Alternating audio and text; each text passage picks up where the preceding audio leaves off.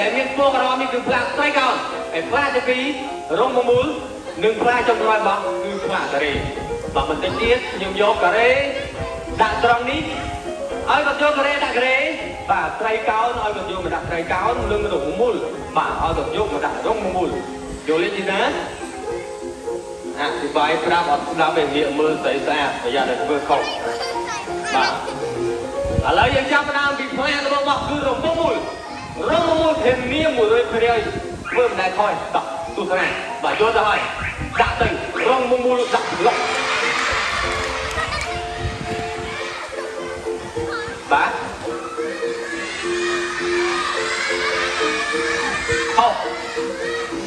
អូមិនគាត់នេះសុទ្ធណាឥឡូវពូមើលម្ដងខុសនេះត្រូវមូល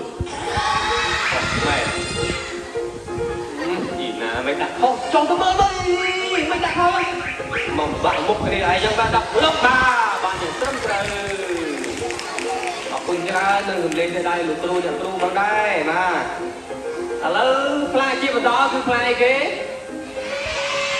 ណាងជាមើលទៅតើគាត់យកការ៉េដាក់ណាបាទទស្សនាជាបន្តយកដែរបាទការ៉េដាក់ការ៉េនៅសល់ផ្លែចុងក្រោយគឺផ្លែត្រីកោណបាទត្រីកោណពូហ៊ានទៅទៀតហើយគឺគួរអត់តមួយចម្លើយបាទទោះយ៉ាងណាបើជីណាខ្ញុំហ្នឹងដាក់កន្លែងដើមបានយ៉ាងត្រឹមត្រូវជាងខាងជីណាបើដាក់បានយ៉ាងត្រឹមត្រូវខ្ញុំប៉ាលោកឯងទៅលេងសួនទឹកហែលទឹកលេងបាទលេងញាក់ដៅខ្ញុំហែលទៅជាហ្មងតោះបើចង់ទៅដាក់ទៅបាទត្រីកោណដាក់ត្រីកោណ